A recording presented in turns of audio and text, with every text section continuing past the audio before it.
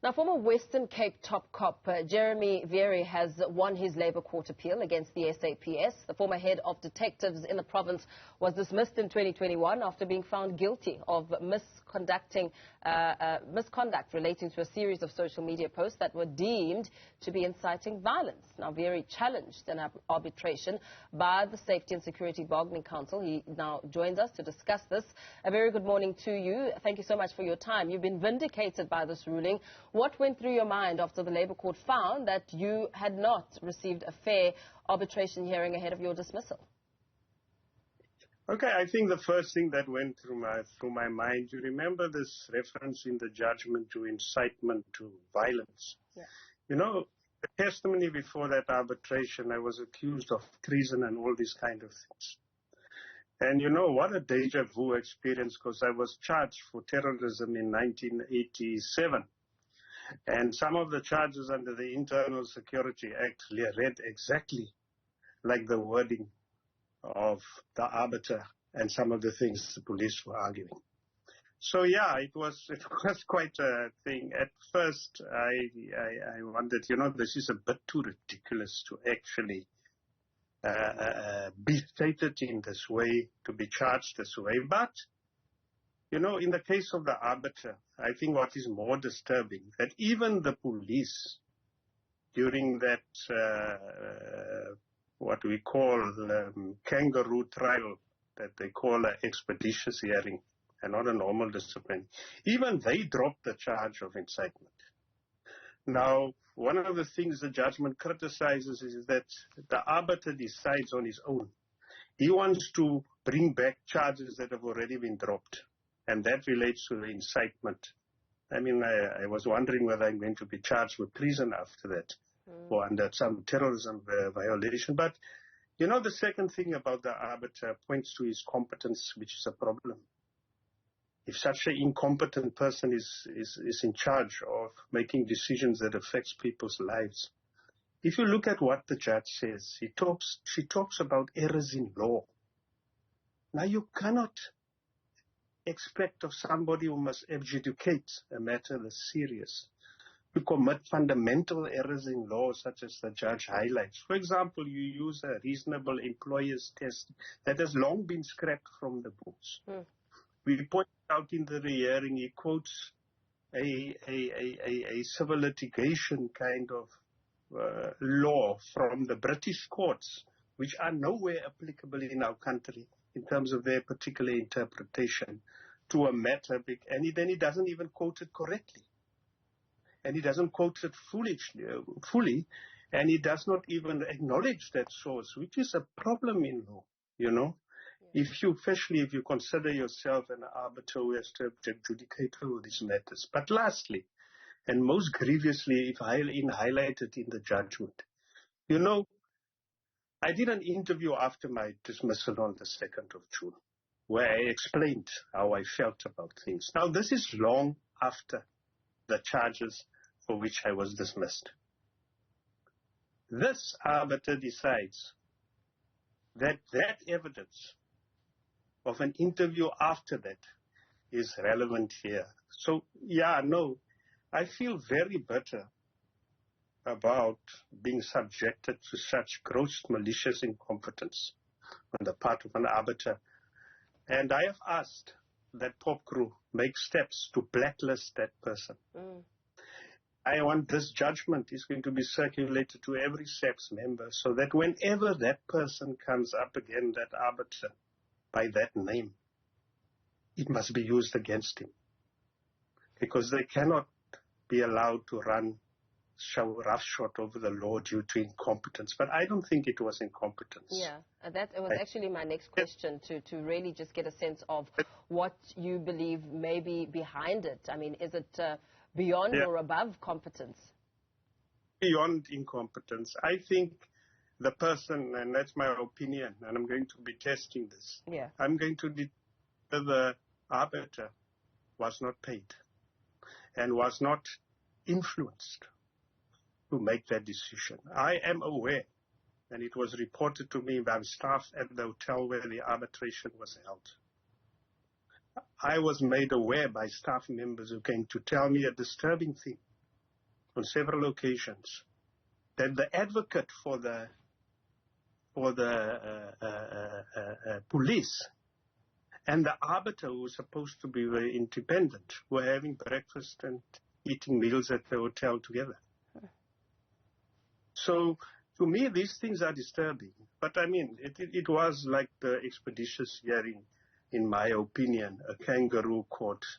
And the outcome would inevitably. But, like I said, to me, this is not about me only.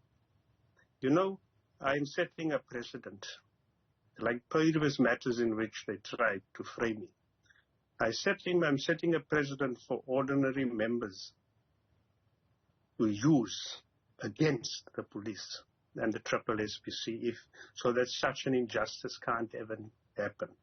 Well, what do you believe the motive could have been behind this?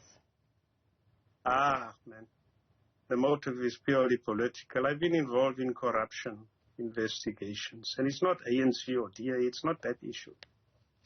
I've been involved in investigations where people have have gangsters on their payroll in crime intelligence, whom they protect from prosecution. Some of them are on trial now. And I've taken statements before I took Fakie Mentor's statement, for example.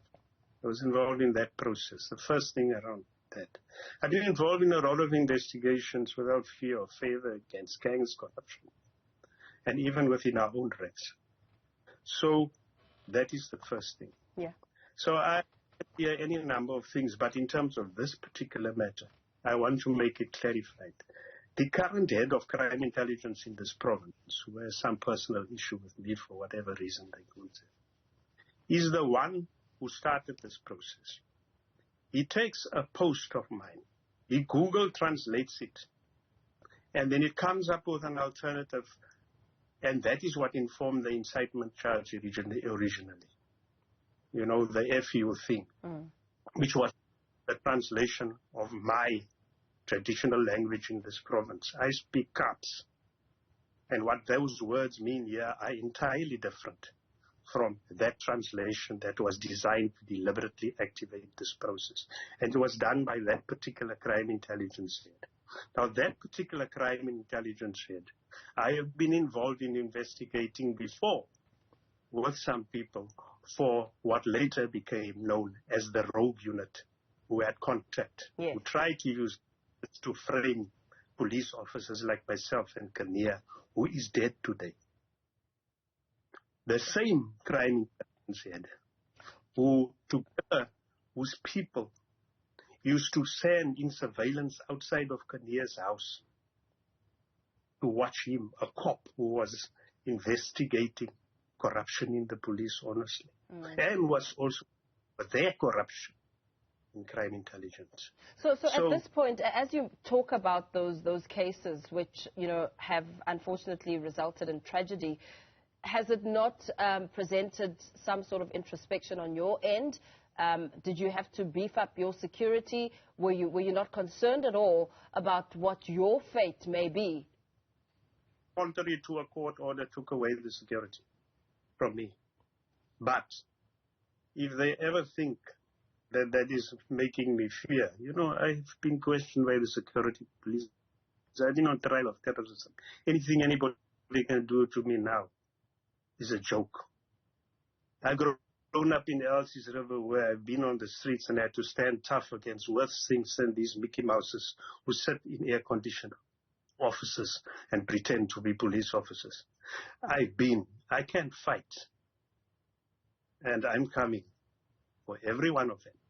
They might have been successful. I'm 61 years old. I'll be 61 years old this year. They might have been successful and pat themselves on the back and say, we got rid of Jeremy Biveri before, the general before his retirement. But I'm telling you, I'm coming for you, and until I receive everything that is due to me. Does that mean that you're going to be considering further legal action? Is that what you're saying? Exactly. Mm-hmm. And what will be the basis of that action? I think that is still being explored with my legal counsel. And part of the stuff I did mention before, you know, But I want, the outcome was what I wanted. I want all those faceless people who hid behind the expeditious process and never came to testify, who never came to testify in this triple SPC hearing. I want them to stand in front of me face to face and let everything they said and did be tested. Because cowards hide in their offices. I want you out on the street.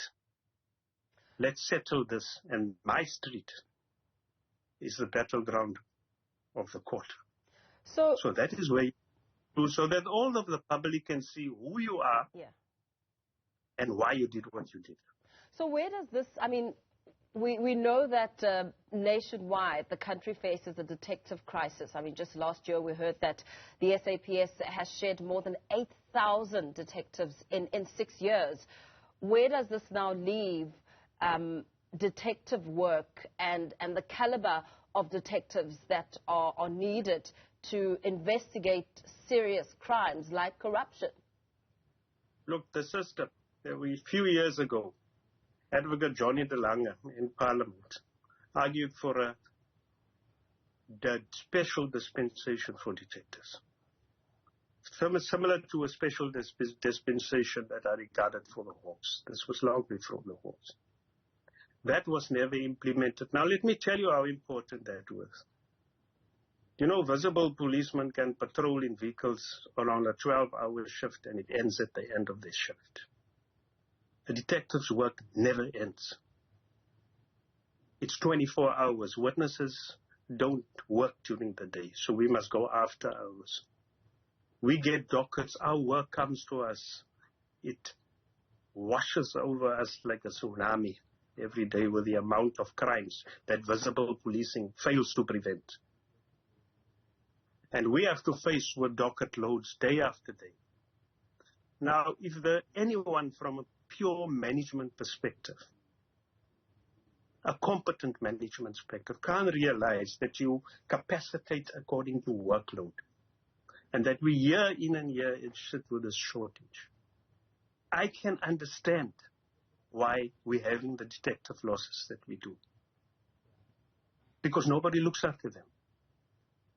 Nobody makes a realistic assessment of this is the average workload that comes into this particular station in Soweto or in Mitchell's Plain or in Elsie's Road. You must capacitate it accordingly. You know, nobody does. And the basic management things, you include, you expand your capacity or enrich the training of your capacity in relation to the work that you receive. It's a simple logic. Now, that is the problem. But if I look at budgets that go in and year out, go and study them all these years. How much of that prioritizes detectives in terms of growth and development? No wonder we're losing everybody.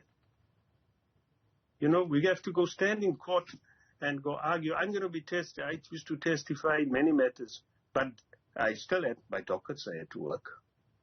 And there were still new dockets that were coming in that I worked. Nobody said, halt, let's stop that. We'll give you another person to do that work while you have to spend the next 6 months in the High Court. You know?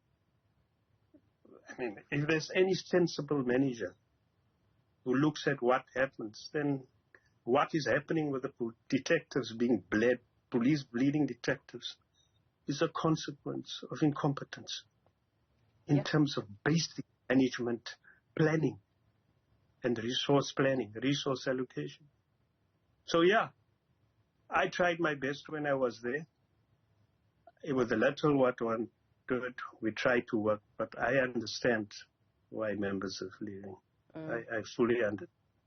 And I have sympathy for